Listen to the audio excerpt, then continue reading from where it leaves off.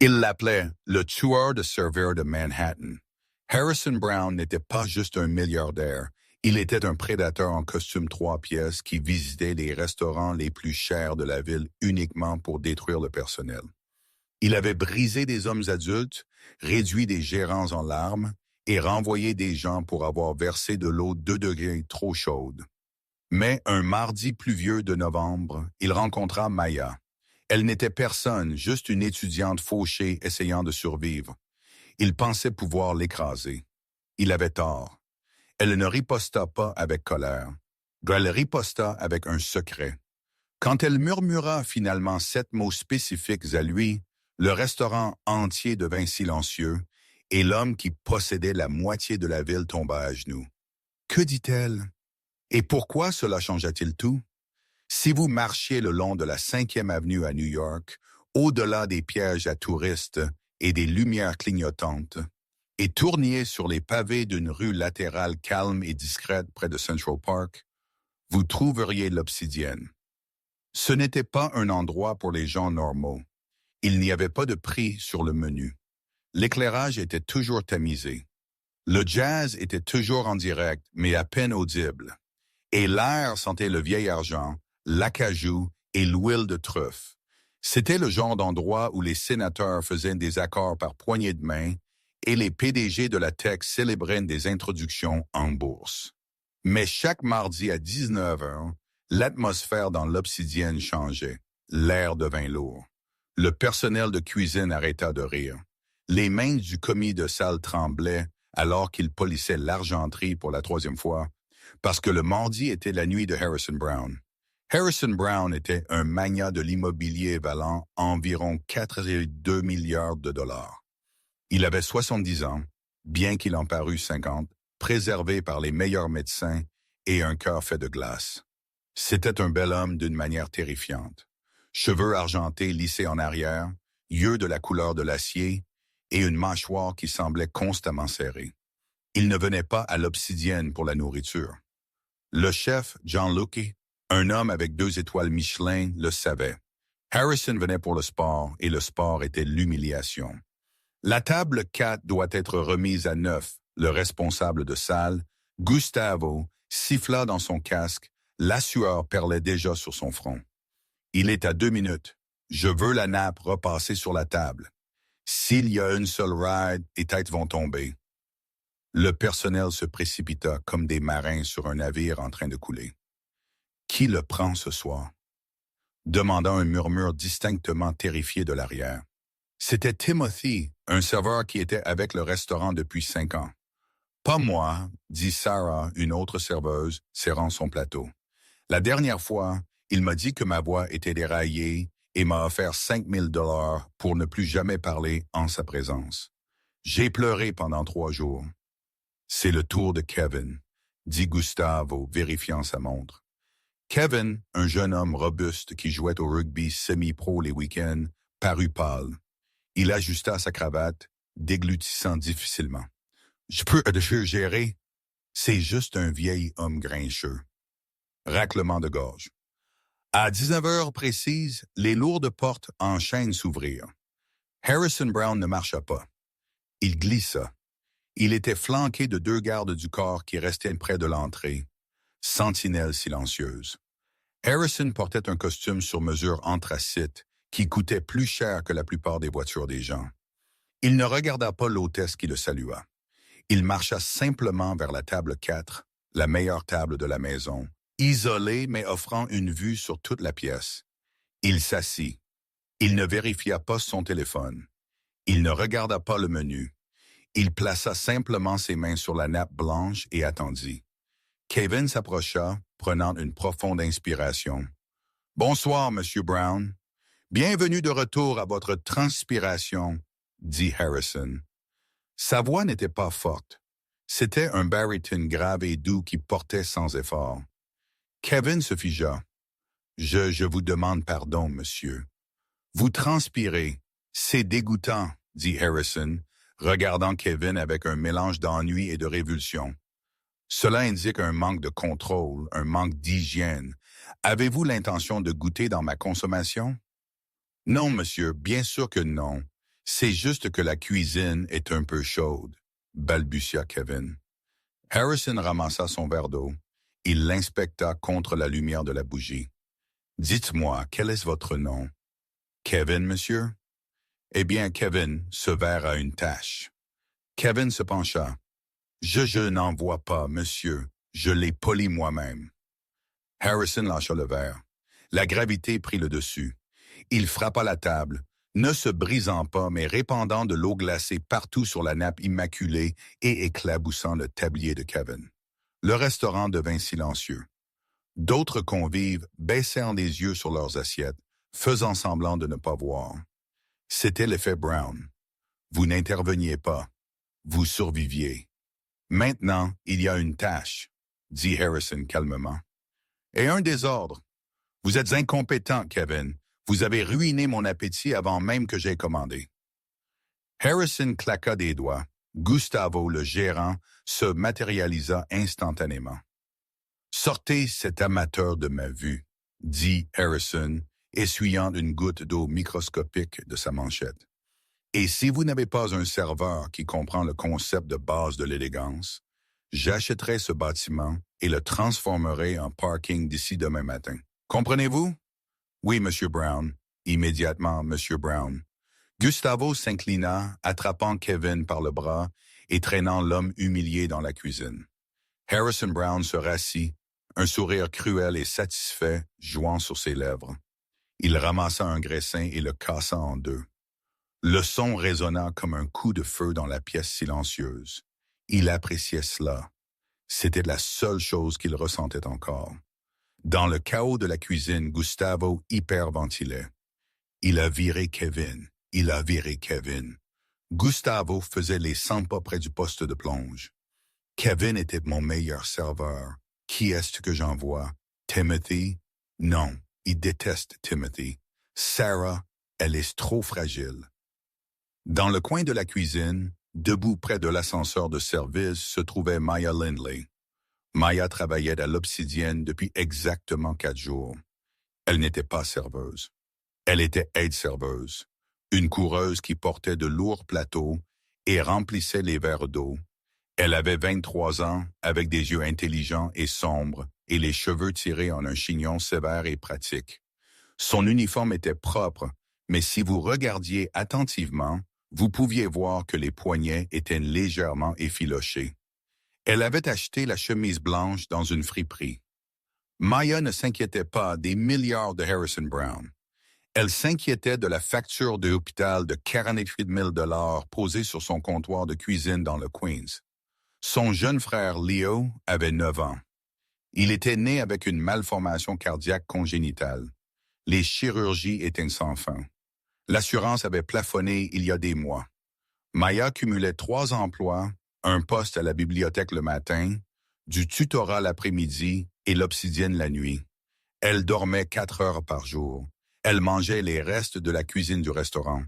Elle était fatiguée, une sorte de fatigue profonde qui vous rend intrépide parce que vous n'avez plus rien à perdre. « Je le ferai », dit Maya. La cuisine devint silencieuse. Gustavo arrêta de faire les 100 pas et la regarda.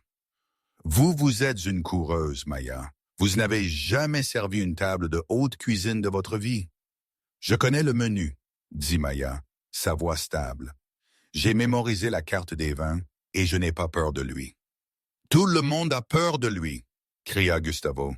« Il mange des gens comme vous pour le petit déjeuner.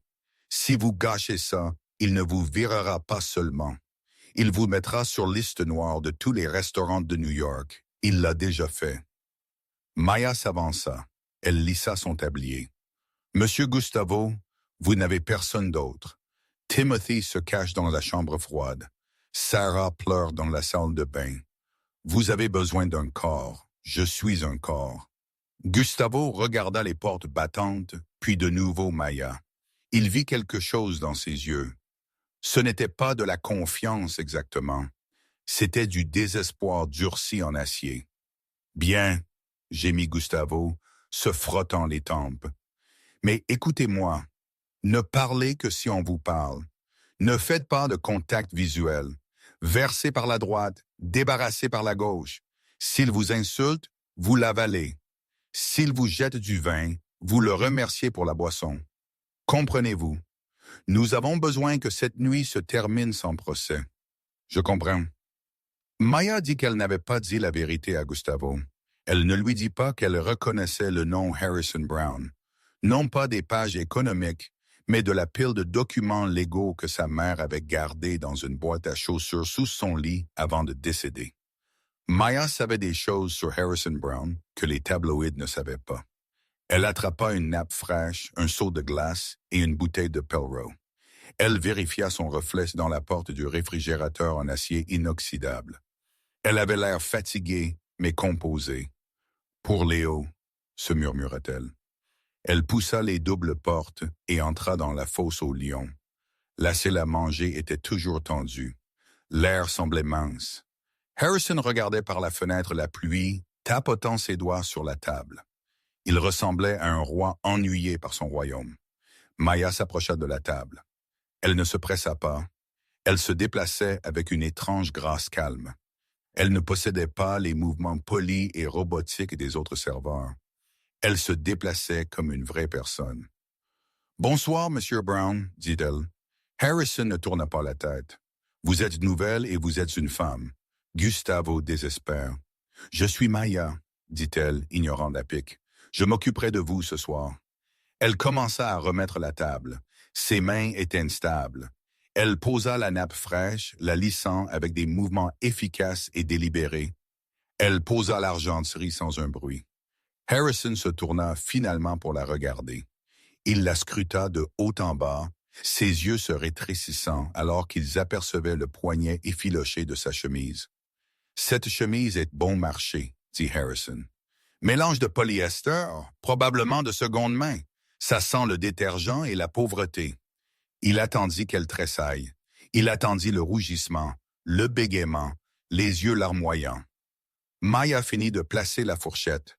Elle se redressa et rencontra son regard. Elle ne sourit pas, mais elle ne fronça pas les sourcils. « C'est du coton, en fait, dit-elle doucement. Et ça sent la lavande. Mon frère aime l'odeur. Voudriez-vous voir la carte des vins ou commencerez-vous avec votre scotch habituel? » Harrison cligna des yeux. C'était une micro-réaction, à peine visible, mais il fut surpris. Elle ne s'était pas excusée. Elle ne s'était pas justifiée. Elle l'avait corrigé et était passée à autre chose. « Vous avez une attitude, » dit Harrison, sa voix baissant d'une octave. « Je n'aime pas l'attitude. »« J'ai un travail à faire, Monsieur Brown, » Mia répondit, « et j'aimerais bien le faire pour que vous puissiez profiter de votre soirée. » Harrison se pencha en arrière, croisant les bras. Le jeu avait commencé. « Bien, » dit-il, un éclat cruel entrant dans ses yeux. « Je veux le Petrus 82, mais je veux que vous le décantiez ici à table, et si vous cassez le bouchon, eh bien, cette bouteille coûte plus que votre salaire annuel entier. Alors, je vous suggère de ne pas le faire. » Il la préparait à l'échec. Les bouchons des vins millésimés étaient notoirement fragiles, s'effritant souvent en poussière. Cela nécessitait les mains d'un maître sommelier, pas d'une coureuse avec 4 jours d'expérience. Maya hocha la tête. Excellent choix. Elle se tourna pour partir et pour la première fois, Harrison sentit un étrange picotement dans sa nuque. Il y avait quelque chose dans sa démarche, quelque chose dans l'inclinaison de sa tête. C'était étrangement familier. Bien qu'il ne pût le situer, il le rejeta. Elle n'était qu'une autre fourmi à écraser.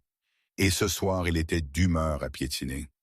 La bouteille de Château Pétrus 1982 fut apportée à table par le sommelier qui semblait assister à des funérailles. Il tenait la bouteille avec des gants blancs, son visage pâle. Il la posa sur le guéridon, la petite table d'appoint à côté de l'endroit où Maya se tenait. « Bonne chance », murmura le sommelier, un tremblement dans sa voix avant de reculer dans l'ombre. Harrison Brown observa Mire avec les yeux d'un faucon tournoyant autour d'une souris des champs. Il vérifia sa montre PC Philippe. « Le vin a besoin de respirer, mais si vous prenez trop de temps, le sédiment perturbera l'équilibre. Vous avez 3 minutes pour ouvrir et décanter. Si une seule miette de bouchon tombe dans la bouteille, je la renverrai et vous la paierez. C'est environ 5 000 $. Avez-vous 5 000 $, Maya? Non, monsieur, Mia dit tranquillement. Alors je suggère que vous ne ratiez pas. Toute la section du restaurant avait arrêté de manger. Un couple à la table 5 célébrant un anniversaire posa ses fourchettes pour regarder. La tension était suffocante. Mia tendit la main vers la clé à vin. La plupart des serveurs utiliseraient un tire-bouchon standard perçant au centre, mais Maya savait qu'un bouchon de 1982 serait mou, presque comme du carton humide. Une vis standard le déchiquetterait. Elle atteignit la poche de son tablier et en sortit un outil différent. Ce n'était pas l'équipement standard du restaurant.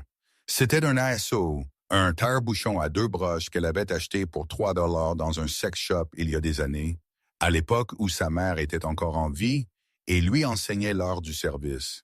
Harrison haussa un sourcil. « Et êtes si ambitieuse ou idiote? » Maya ne répondit pas. Elle se concentra. Elle serra la bouteille entre son bras et son flanc, la stabilisant. Elle glissa la broche la plus longue entre le bouchon et le verre, puis la plus courte. Elle la balança doucement d'avant en arrière. Le frottement était terrifiant. Un faux mouvement et le bouchon serait poussé dans la bouteille, ruinant tout. Pour Léo, pensa-t-elle, concentre-toi juste sur le verre. Ignore les yeux. Elle commença à tourner et tirer. C'était une chirurgie. Le bouchon gémit, un son rauque et sec. Harrison se pencha, ses yeux brillants, attendant l'effritement. Attendant l'échec qui justifierait sa cruauté. Mais le bouchon tint avec un doux pop qui sonna comme un soupir de soulagement. Maya extrajoignit le bouchon. Il était parfaitement intact. Elle le plaça sur une petite soucoupe en argent et le lui présenta. « Le bouchon est sain, monsieur, dit-elle, sa voix stable, bien que son cœur battait contre ses côtes comme un oiseau piégé. Elle ramassa la carafe en cristal. Elle positionna une bougie derrière le col de la bouteille à l'ancienne pour surveiller le sédiment. Elle versa. Un ruban liquide rubis foncé coula dans le cristal. Elle versa régulièrement, sans renverser une goutte, s'arrêtant exactement quand le premier grain de sédiment atteignit le col. Elle fit tournoyer la carafe une fois, permettant aux aromas de truffes noires et de cerises noires de s'échapper vers lui, et versa un goût dans son verre. Harrison fixa le verre. Il fixa le bouchon. Il chercha un défaut. Il chercha une raison de crier. Il ramassa le verre, le fit tournoyer et prit une gorgée. C'était parfait. Il posa le verre. La déception sur son visage était palpable. Il ne voulait pas que le vin soit bon. Il voulait que la fille soit mauvaise. « C'est adéquat, grommela-t-il, refusant de lui donner la satisfaction d'un compliment. « Bien que vous ayez pris 2 minutes et 40 secondes. Limite lent. Je voulais assurer la clarté, monsieur, dit Maya. Ne répliquez pas, claqua-t-il. Versez le verre et disparaissez de ma vue pendant que je regarde le menu. Maya versa le verre plein et recula. Alors qu'elle se retirait vers la cuisine, ses genoux cédèrent finalement. Elle attrapa le bord du comptoir en acier inoxydable pour se stabiliser. « Vous l'avez fait !» Timothy murmura, jetant un coup d'œil depuis la plonge. « Je n'ai jamais vu personne utiliser un ASO comme ça. Qui vous a appris? » Maya toucha le médaillon qu'elle portait sous son uniforme. « Ma mère, murmura-t-elle. « Eh bien, attention, avertit Timothy. Il n'a pas fini. Quand il ne gagne pas la première manche, il fait de la deuxième l'enfer. » Timothy avait raison. Harrison Brown n'avait pas seulement faim pour le dîner. Il avait faim de dominance. Il s'assit là, buvant son vin à 5 000 $, fulminant. Cette fille, cette personne insignifiante avec les poignets effilochés et les yeux tristes, avait défié son autorité en étant simplement compétente. Cela lui rappela quelque chose qu'il avait passé 30 ans à essayer d'oublier. Une défiance qu'il n'avait pas vue depuis la fin des années 90, depuis elle. Il chassa le souvenir. Les sentiments étaient pour les pauvres. Il était Harrison Brown. Il possédait le pâté de maison. Il possédait le bâtiment. Et ce soir, il allait briser cette fille. L'heure qui suivit fut une masterclass en guerre psychologique. Harrison commanda le homard thermidor, un plat riche et complexe. Quand Meyer l'apporta, fumant et parfumé, il prit une bouchée et la cracha dans sa serviette. Froid, mentit-il. C'est glacé. Avez-vous des lésions nerveuses dans vos mains? Ne pouvez-vous pas sentir la température? Je m'excuse, monsieur, dit Maya, bien que l'assiette lui brûlât les doigts. Je ferai préparer un frais par le chef. Non, commanda Harrison. Je n'en veux pas d'autre. L'appétit est parti. Enlevez-le. Il commanda un steak ensuite, saignant. Quand il arriva saignant, il le renvoya, affirmant qu'il était cru. Quand il revint à point, il affirma que c'était du cuir. Il la força à courir d'avant en arrière vers la cuisine 12 fois en 20 minutes. Il demanda du poivre fraîchement moulu, puis la renvoya d'un geste après un tour, affirmant qu'elle noyait sa nourriture. Il demanda de l'eau sans glace, puis demanda de la glace, puis demanda un nouveau verre parce que la glace était trouble. À travers tout cela, Maya resta une statue. Elle était polie, elle était efficace. Elle s'excusa pour des erreurs qu'elle n'avait pas commises. Mais à l'intérieur, elle s'effritait. Chaque fois qu'elle retournait dans la cuisine, elle vérifiait son téléphone. Pas de message de l'hôpital. C'était bon. Mais le silence était bruyant. Elle avait besoin de ce pourboire. Si Harrison laissait un pourboire standard de 20% sur une facture qui dépassait déjà les $6,000,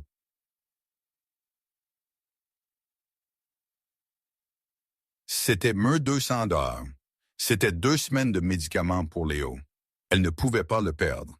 Elle devait avaler le poison. Vers 21 heures, le restaurant commença à se vider. Seules quelques tables restaient. Harrison en était à son 3e verre de vin. L'alcool ne l'avait pas adouci. Raclement de gorge.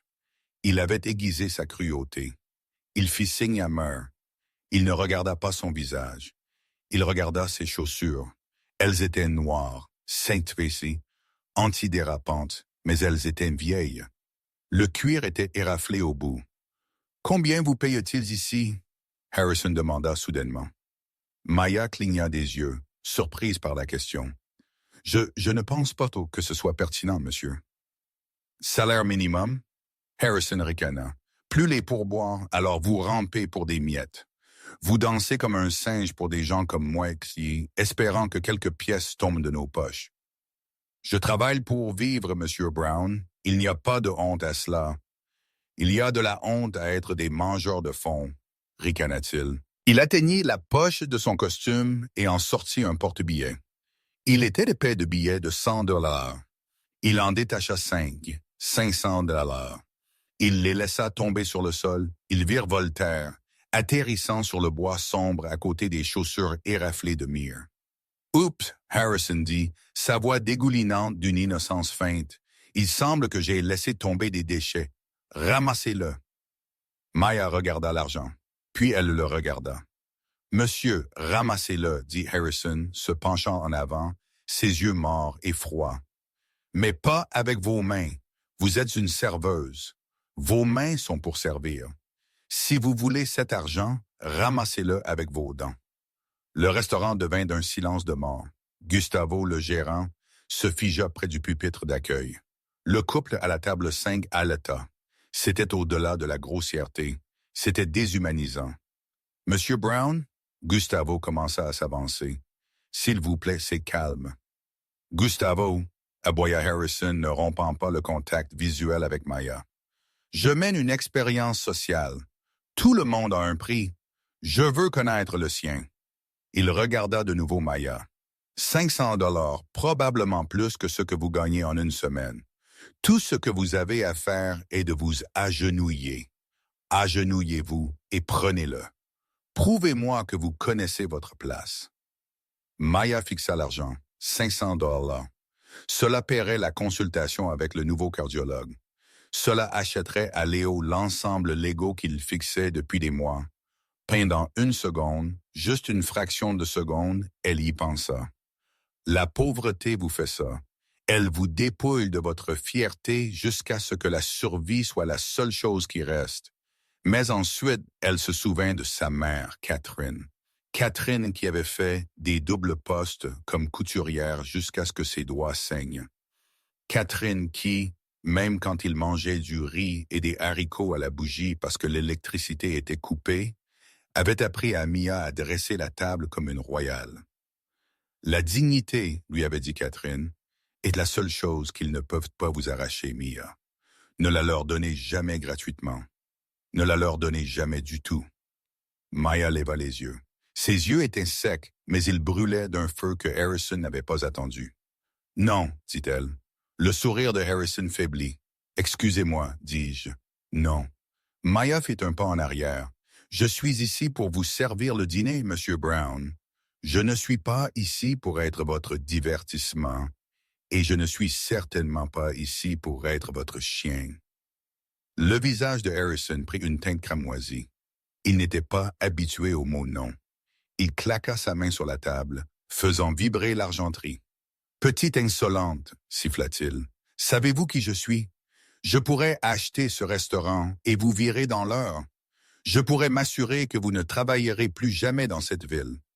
Ramassez l'argent. »« Non, répéta Maya plus fort cette fois. Gustavo! » Harrison rugit. « Venez ici. » Le gérant accourut, tremblant. « Monsieur Brown, s'il vous plaît, calmons-nous. »« Virez-la! » Harrison cracha, pointant un doigt tremblant vers Mir. « Virez-la tout de suite devant moi ou je retire mon investissement de votre groupe de société. Je connais les propriétaires, Gustavo. Je mettrai cet endroit en faillite. » Gustavo regarda Maya. Il regarda Harrison. Il parut terrifié. Il avait des enfants. Il avait un prêt immobilier. « Maya, » murmura Gustavo, sa voix craquante. « S'il vous plaît, juste excusez-vous auprès de lui. »« Je ne m'excuserai pas d'avoir de la dignité, » dit Maya. « Alors je n'ai pas le choix, » dit Gustavo, les larmes montant à ses yeux. Il ne pouvait pas la regarder. « Maya, vous êtes virée. S'il vous plaît, partez. » Harrison se pencha en arrière, un sourire suffisant et victorieux revenant sur son visage. Il avait gagné. Il gagnait toujours. Il avait brisé le personnel. Il avait exercé son pouvoir. Et maintenant le rat s'enfuirait. « Allez! » Harrison railla, agitant sa main comme pour chasser une mouche. « Retournez à la gouttière et laissez l'argent. Vous ne l'avez pas gagné. » Maya resta là. L'uniforme semblait lourd. La pièce tournait. Elle avait perdu le travail. Elle avait perdu l'argent. Léo allait être déçue, mais elle ne partait pas. Pas encore. Elle prit une profonde inspiration, inhalant l'odeur du vin cher et du vieil argent qui imprégnait la pièce. Elle regarda Harrison Brown. Vraiment le regarda. Elle vit au-delà du costume, au-delà de la colère, au-delà des milliards de dollars. Elle vit la solitude. Elle vit l'amertume d'un homme qui avait choisi l'or plutôt que l'amour à chaque fois. Et elle le reconnut, non pas comme le magnat de l'immobilier milliardaire, mais comme l'homme sur la photographie que sa mère avait gardée cachée dans une Bible pendant 23 ans. La photographie d'un jeune homme souriant debout à côté d'une belle femme sous une averse. Maya leva la main et détacha ses cheveux. Ils tombèrent autour de ses épaules en sombres vagues en cascade. Elle s'approcha de la table. Le garde du corps s'avança, mais Harrison leva une main. Il voulait l'entendre supplier. Maya ne supplia pas. Elle se pencha près pour que seul lui puisse entendre. Sa voix ne tremblait pas. C'était létal. Le restaurant était silencieux. On pouvait entendre le bourdonnement du réfrigérateur dans la cuisine. Mia plaça ses mains sur la table. Elle regarda profondément dans les yeux gris acier de Harrison. « Vous pensez pouvoir acheter des gens? » Maya murmura. « Vous pensez que parce que vous avez de l'argent, vous n'avez pas besoin d'être humain. Vous pensez que tout le monde est jetable. »« Je ne pense pas, » ricana Harrison. « Je sais, vous en êtes la preuve. Maintenant, sortez. » Maya secoua la tête lentement. Un sourire triste jouait sur ses lèvres. « Vous ne me reconnaissez pas, n'est-ce pas? » demanda-t-elle doucement. Harrison fronça les sourcils. Il la regarda en plissant les yeux. Avec ses cheveux détachés, la forme de son visage changea. L'éclairage cru de la cuisine capta la courbe de son pommettes. Cela déclencha un souvenir, un fantôme de souvenirs enfoui sous des décennies d'OPA hostiles et de réunions de conseil d'administration. Pourquoi reconnaîtrais-je une serveuse? Il ricana, bien que sa voix manquât de son mordant habituel. Parce que vous l'aimiez, dit Mia. Harrison se figea. Quoi? Mia se pensa davantage. La tension dans l'air était électrique. Gustavo retenait son souffle. Les gardes du corps étaient confus. Mia porta le coup. Elle prononça 7 mots. 7 mots qui portaient le poids de 23 ans de silence, de douleur et d'une promesse de lit de mort. Ma mère Catherine est morte en vous attendant. Harrison Brown arrêta de respirer. Le monde sembla basculer sur son axe. Le bruit de la ville à l'extérieur disparut. Le restaurant disparut. Tout ce qu'il pouvait voir étaient les yeux de Mia. Catherine. Le nom le frappa comme un coup physique à la poitrine. Catherine Lindley, l'étudiante en art. Le village, 1989, la pluie. Il n'avait pas été milliardaire alors. Raclement de gorge. Il avait été un développeur ambitieux et impitoyable, oui, monsieur, mais il avait été humain. Il l'avait rencontré dans un café. Ils étaient tombés amoureux avec une férocité qui le terrifiait. Elle était la seule personne qui l'avait jamais fait rire. Elle était la seule personne qui ne se souciait pas de son argent. Mais son père avait menacé de le désavouer. Le conseil d'administration lui avait dit qu'épouser une étudiante en art inconnu ruinerait sa fusion avec la famille Vanderhoven. Alors il avait choisi la fusion. Il avait choisi l'argent. Il avait laissé à Catherine une note et un chèque de 10 000 $. Et il n'avait jamais regardé en arrière. Il avait enterré cette partie de sa vie dans le béton et y avait construit un gratte-ciel. Il n'a jamais su qu'elle était enceinte. Catherine, murmura Harrison. Sa voix était méconnaissable. C'était la voix d'un vieil homme brisé. Elle est morte il y a 3 mois, dit Maya. Une seule larme s'échappant finalement et traçant sa joue. Cancer. Elle travailla jusqu'au jour où elle alla en soins palliatifs. Elle n'a jamais dépensé votre chèque, au fait. Elle l'a déchiré. Harrison regarda Maya, vraiment la regarda. Il le vit maintenant. Il vit le menton de Catherine. Il vit le feu de Catherine. Il vit ses propres yeux le regarder depuis son visage. Sa main trembla. Il tendit la main vers elle, ses doigts tremblant de manière incontrôlable. « Vous, balbutia-t-il, vous êtes... » « Je suis la fille que vous avez laissée derrière pour devenir milliardaire, » dit Maya, sa voix tremblant d'un mélange de rage et de chagrin. « J'ai un frère, Léo. Il a 9 ans. Il est malade et je cumule 3 emplois pour le maintenir en vie pendant que vous jetez 500 $ par terre et me dites d'aboyer comme un chien. » Harrison baissa les yeux vers l'argent sur le sol. Les billets de 100 $ ressemblaient maintenant à de l'argent de Monopoly. Ils ressemblaient à des déchets. Il regarda les poignets effilochés de sa chemise. « Ma fille, pensa-t-il. C'est ma fille et elle me sert du vin. » Une vague de nausée le frappa. La cruauté qu'il avait affichée ce soir, les insultes, l'humiliation, l'exigence qu'elle s'agenouille, tout cela revint en force, s'écrasant sur lui avec le poids d'un jugement de Dieu. Il avait essayé d'humilier une étrangère, seulement pour découvrir qu'il humiliait sa propre chair et son sang. Le puissant Harrison Brown, le loup de Manhattan, sentit ses jambes céder. Il s'effondra dans sa chaise, son visage perdant toute couleur. Il serra sa poitrine, non pas d'une crise cardiaque, mais de la rupture soudaine et violente d'un cœur qui n'avait pas battu depuis 30 ans. « Maya, allaita-t-il, ne faites pas, dit-elle, se retirant. Elle essuya son visage. « Je ne veux pas votre pitié et je ne veux pas votre argent. Je voulais juste que vous le sachiez. Vous ne m'avez pas brisé ce soir, Harrison. Vous vous êtes brisé vous-même. » Elle détacha son tablier. Elle le laissa tomber sur la table, juste à côté du verre de Petrus intouché. « Je démissionne, dit-elle à Gustavo, qui se tenait la bouche ouverte. Maya tourna sur son talon et marcha vers la porte. Elle tenait la tête haute. Elle marchait sous la pluie, de retour à sa dette, de retour à son frère malade, de retour à sa vie difficile, mais elle sortait en gagnant. Harrison resta là paralysé. « Attendez !» cria-t-il. C'était un rugissement, un son désespéré qui résonna sur les murs d'acajou. Il essaya de se lever, mais ses jambes étaient faibles. Il trébucha, renversant la table. La carafe en cristal se brisa. Le Pétrus 1982. Des milliers de dollars de vin saignèrent sur le sol comme une blessure cramoisie. Les bougies vacillèrent. « Attendez !» cria-t-il de nouveau, se bousculant devant ses gardes du corps, ignorant le verre brisé craquant sous ses chaussures chères. Il jaillit des portes du restaurant et dans la rue pluvieuse. Maya. Elle était à mi-chemin du pâté de maison, marchant vite, ses épaules recroquevillées contre le vent froid. Harrison courut. Il n'avait pas couru depuis 20 ans.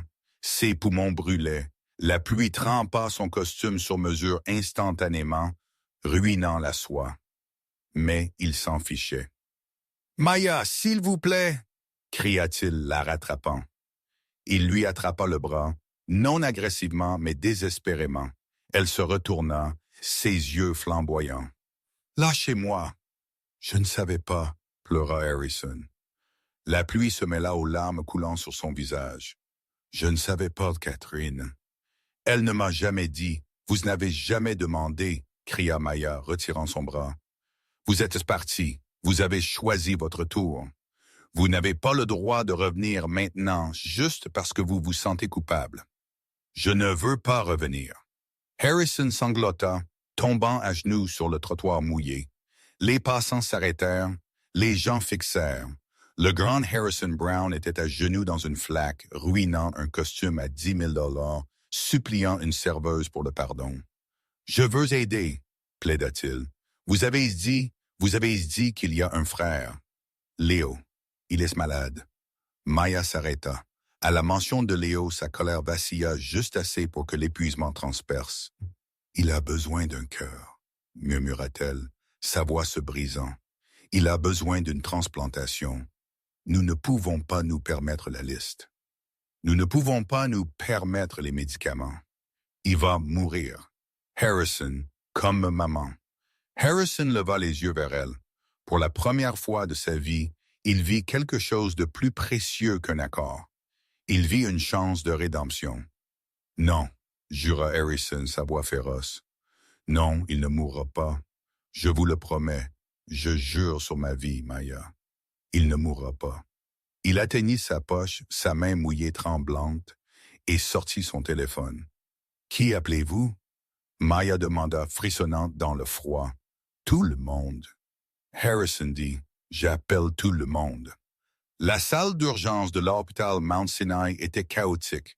Un tourbillon de brancards, d'infirmières criantes et de lumières fluorescentes vacillantes. Mais à 22h45, un silence tomba sur le bureau d'admission. Harrison Brown entra. Il portait toujours son pantalon de smoking et sa chemise habillée, bien qu'ils fussent trempés de pluie et de boue. Il n'avait pas de veste. Sa cravate était défaite. Il ressemblait à un homme qui avait traversé un ouragan, mais sa voix portait l'autorité d'un général sur un champ de bataille.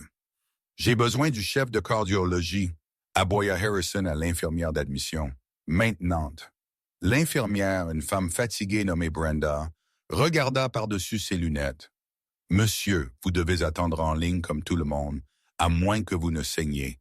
Asseyez-vous. » Harrison ne cligna pas des yeux. Il claqua sa carte American Express Centurion noire, la carte noire, sur le comptoir. « Mon nom est Harrison Brown. Je suis un donateur principal de la nouvelle aile de cet hôpital.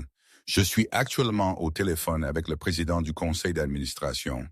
Et si le Dr. Elias Vane n'est pas dans le hall dans 3 minutes, je définancerai tout le département de recherche. Comprenez-vous? » Brenda regarda la carte. Elle regarda le téléphone dans sa main. Elle ramassa le système de radio-messagerie. Maya se tenait derrière lui, frissonnante. Elle tenait un Léo endormi dans ses bras. Il était pâle, ses lèvres teintées de bleu, sa respiration superficielle et sifflante. « Harrison », Maya dit, sa voix petite, C'était la première fois qu'elle utilisait son prénom sans venin. Il a vraiment chaud. La fièvre monte en flèche. Harrison se tourna. Le monstre qui avait terrorisé l'obsidienne était parti. À sa place se trouvait un grand-père terrifié. Il enleva sa chemise mouillée, se laissant en maillot de corps blanc, et enveloppa la soie d'une chair autour du garçon. « Tiens bon, Léo », murmura Harrison, sa main planant au-dessus du petit dos du garçon. L'aide arrive. Le docteur Elias Vane, le meilleur cardiologue pédiatrique de l'État, arriva en 2 minutes. Il parut confus, portant des scrubs et une blouse de laboratoire. « Monsieur Brown ?» le docteur demanda, regardant le milliardaire échevelé. « Que se passe-t-il? »« C'est mon petit-fils, » dit Harrison, sa voix craquante. « Il a le syndrome du cœur gauche hypoplasique. Il est en insuffisance cardiaque. Il a besoin d'une transplantation, Dr. Vane. Ce soir, pas demain. Ce soir, Monsieur Brown, vous savez que la liste UNOS ne fonctionne pas comme ça, » dit doucement le Dr. Vane. « Même avec votre argent, nous ne pouvons pas fabriquer un cœur. »« Je me fiche de la liste, » cria Harrison, faisant avancer les gardes de sécurité. « Trouvez un moyen. Faites-en voler un. Appelez l'Europe, je paierai le jet, je paierai le prêt immobilier de la famille du donneur pour le reste de leur vie. Sauvez-le juste. » Maya s'avança. Elle plaça une main sur la poitrine de Harrison. « Arrêtez, » dit-elle doucement. Harrison la regarda. « Vous ne pouvez pas intimider la mort, Harrison, » dit-elle, les larmes coulant sur son visage. « Ça ne marche pas comme les serveurs. » Harrison s'effondra. Il s'affala contre le bureau de la réception, enfouissant son visage dans ses mains. Pour la première fois de sa vie, ses milliards étaient du papier inutile. Il faisait face à la seule chose qu'il ne pouvait pas acquérir, le temps. Ils admirent Léo immédiatement. Les 48 heures suivantes furent un flou de machines bipantes, de fils stériles et de conversations chuchotées. Harrison ne quitta pas l'hôpital. Il ne vérifia pas son portefeuille boursier. Il ne répondit pas aux appels de ses avocats. Il s'assit sur une chaise en plastique dure dans la salle d'attente de l'USI, fixant le sol. Maya s'assit en face de lui. Elle l'observa. Elle le vit prendre du café et le lui verser, ses mains tremblantes. Elle le vit discuter tranquillement avec des compagnies d'assurance au téléphone, menaçant d'acheter leur société mère s'ils refusaient une seule procédure. La 3e nuit, Léo s'effondra. Les alarmes retentirent. Les infirmières sprintèrent devant eux. Maya cria. Harrison se leva, paralysé. Il regarda à travers la vitre alors qu'il choquait le petit corps frêle du garçon qu'il venait de rencontrer. Le garçon qui avait son nez. Le garçon qui était le dernier morceau de Catherine. Harrison Brown, l'homme qui ne croyait en rien d'autre que le résultat net, tomba à genoux sur le linoléum de l'hôpital. Il joignit ses mains. « Prends tout », murmura-t-il à un Dieu auquel il n'avait pas parlé depuis qu'il était enfant. « Prends les bâtiments, prends l'argent, prends l'obsidienne. Juste ne prends pas le garçon. S'il te plaît, ne prends pas le garçon. » Comme en réponse, la ligne plate sur le moniteur piqua. Un rythme revint. Le Dr. Vane sortit 1 heure plus tard, l'air épuisé. « Il est stable », le docteur dit, se frottant les yeux. « Mais nous avons eu de la chance. Nous avons trouvé une correspondance, un donneur à Boston. Le jet est en plein vol maintenant. Nous opérons à l'aube. » Harrison laissa échapper un souffle qui ressemblait à un sanglot. Il regarda Maya. Elle traversa la pièce. Elle ne l'étreignit pas. Il y avait encore trop de douleur pour cela, mais elle prit sa main. « Merci, dit-elle. « Ne me remerciez pas, » rapa Harrison. « Je ne suis que la banque. C'est vous qui l'avez gardé en vie si longtemps. »« Vous n'êtes plus juste la banque, » Maya dit doucement. « Vous êtes là. » 6 mois plus tard, la pluie de novembre revint à Manhattan. Elle battait contre le trottoir de la 5e avenue, transformant la ville en un flou d'acier gris et de lumière de taxi jaune. Mais à l'intérieur de l'obsidienne, l'atmosphère avait subi une transformation si radicale que les clients réguliers reconnaissaient à peine l'endroit. L'espace physique restait le même. Les murs d'acajou étaient toujours polis jusqu'à un éclat de miroir. Les lustres en cristal baccarat projetaient toujours une douce lueur dorée, et le quatuor de jazz dans le coin jouait toujours Coltrane avec une révérence feutrée. Mais l'air était différent. Pendant des années, l'air dans l'obsidienne avait été mince, chargé de l'électricité statique de la peur. Quand le personnel bougeait, il bougeait avec l'efficacité saccadée et paniquée d'animaux de proie sentant un prédateur. Mais ce soir, Gustavo, le responsable de salle, souriait réellement. Il se tenait au pupitre d'accueil, non pas comme une sentinelle gardant une forteresse, mais comme un hôte accueillant des amis. Il vérifia sa montre, mais il n'essuya pas la sueur de son front. « Il est là », l'hôtesse murmura, hochant la tête vers l'entrée. Un silence parcourut la salle à manger, mais ce n'était pas le silence terrifié du passé. C'était un calme respectueux, curieux. Harrison Brown entra. Il portait toujours un costume qui coûtait plus cher qu'une berline de taille moyenne. Les vieilles habitudes ont la vie dure, mais l'armure avait des fissures. La cravate était d'un bleu plus doux, pas le rouge puissant et agressif qu'il avait l'habitude de préférer. Ses cheveux, autrefois laqués en un casque d'acier argenté, étaient brossés lâchement en arrière, mais le plus grand changement était dans ses yeux.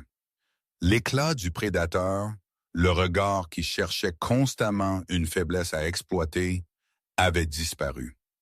Raclement de gorge. À sa place, il y avait une lassitude, oui, mais aussi une chaleur calme et constante. Il ne marcha pas vers la table 4. Il marcha. Il hocha la tête à la fille du vestiaire, la saluant par son nom. « Bonsoir, Alice !»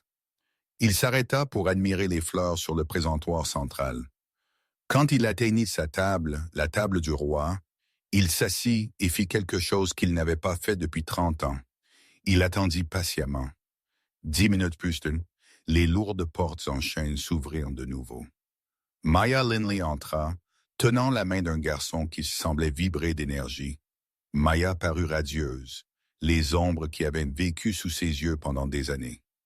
L'épuisement de 3 emplois, le poids de la dette médicale, la peur de l'inévitable avaient disparu.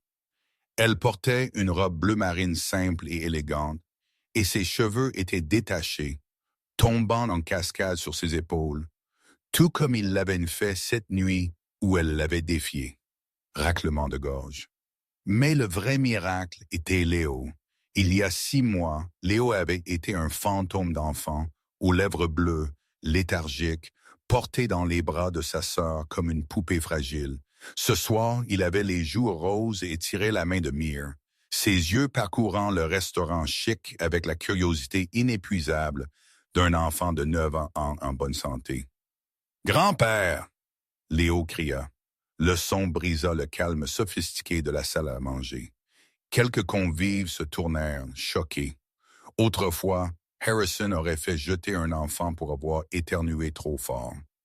Harrison Brown se leva, sa chaise raclant le sol. Il ne se souciait pas du bruit.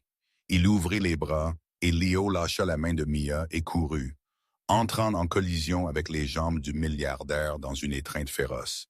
Harrison s'accroupit, ses genoux claquant légèrement, et étreignit le garçon en retour, enfouissant son visage dans l'épaule de l'enfant.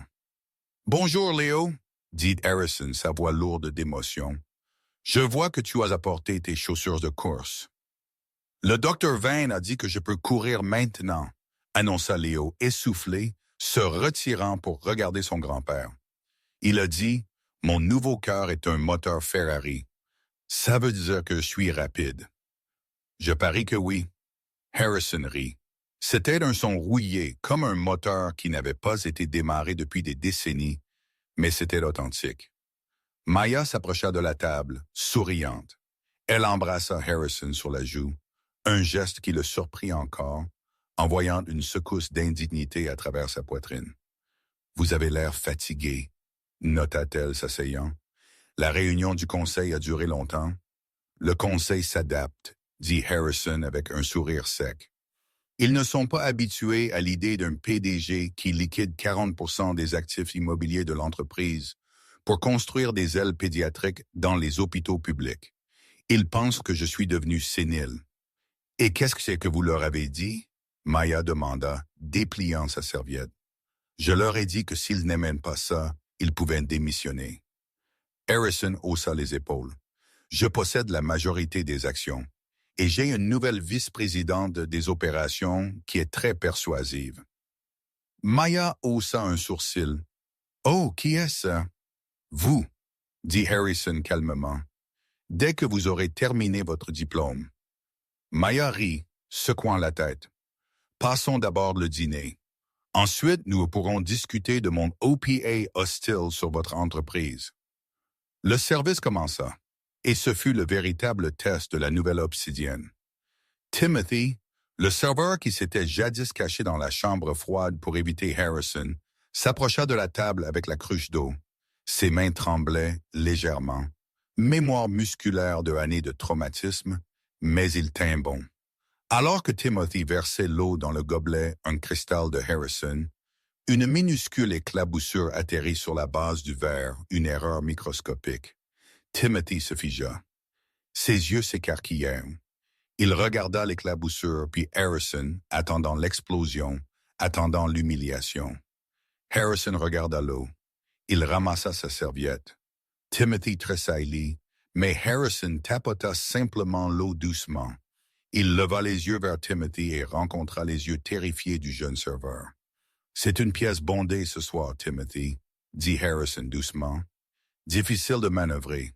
Vous faites un excellent travail. Comment va votre mère? Se remet-elle de sa chirurgie de la hanche? » La mâchoire de Timothy tomba. « Elle, oui. Oui, Monsieur Brown. Merci de demander. Elle va très bien. »« Bien. Dites au chef que nous prendrons le menu dégustation, mais échangez le foie gras contre le mac and cheese pour le monsieur un basket. » Harrison hocha la tête vers Léo.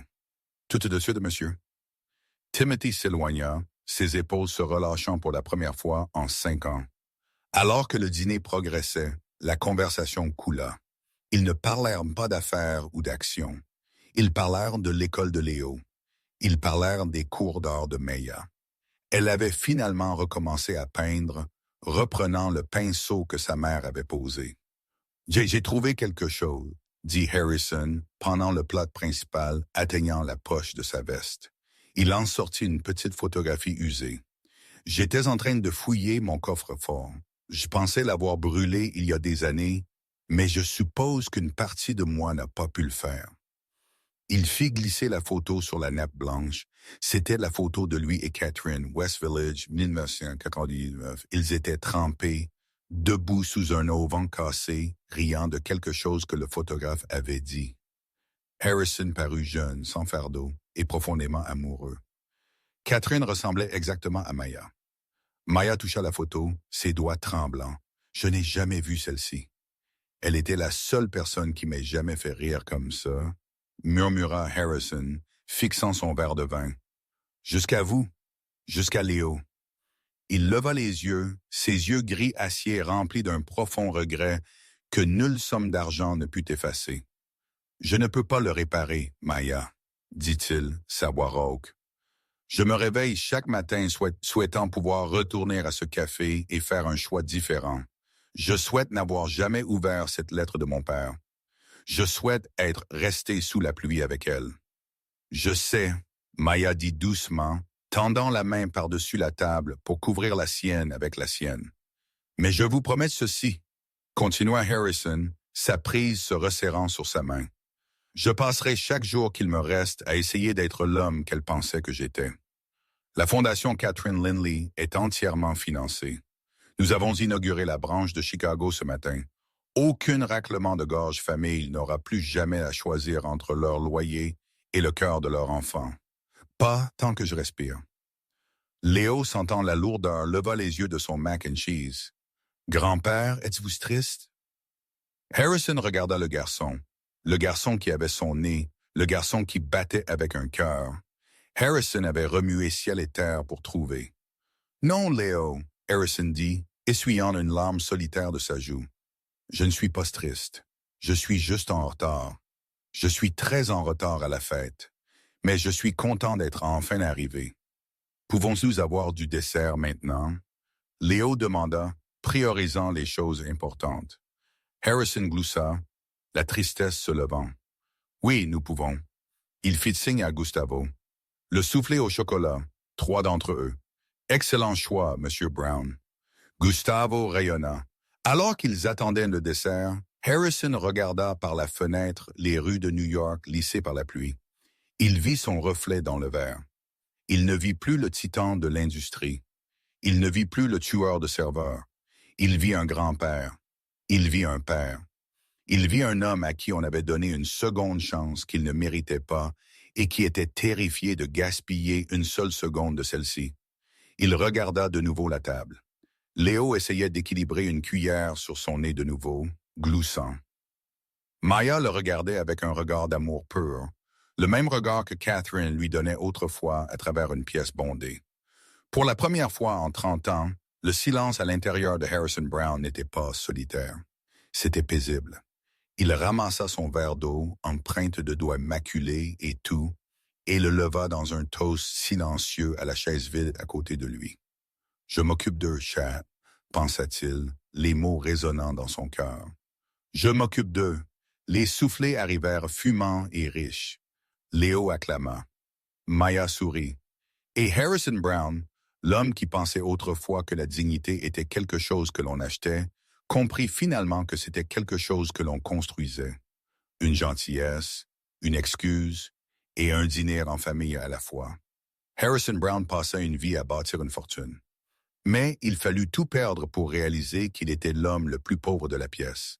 Il apprit que l'on peut acheter un bâtiment, on peut acheter une bouteille de vin, et on peut même acheter une aile d'hôpital, mais on ne peut pas acheter l'amour d'une famille. Cela doit être gagné. Maya ne combattit pas le feu par le feu. Elle le combattit avec la vérité. Et ce faisant, elle ne sauva pas seulement la vie de son frère. Elle sauva l'âme de son père. Cela vous fait vous demander combien de personnes se promènent avec des milliards sur leur compte bancaire mais zéro dans leur cœur. Et combien d'entre nous sont riches de manière que l'argent ne peut jamais toucher. Si cette histoire vous a ému, veuillez cliquer sur ce bouton « J'aime ». Cela aide vraiment la chaîne à grandir. Et si vous voulez plus d'histoires sur le karma, la rédemption et les secrets que les gens gardent, assurez-vous de vous abonner et de sonner la cloche pour ne jamais manquer une vidéo. Je suis curieux. Pensez-vous que Harrison méritait une seconde chance ou est-ce que 23 ans est trop tard pour dire pardon? Faites-le moi savoir dans les commentaires ci-dessous. Merci d'avoir regardé et je vous verrai dans la prochaine.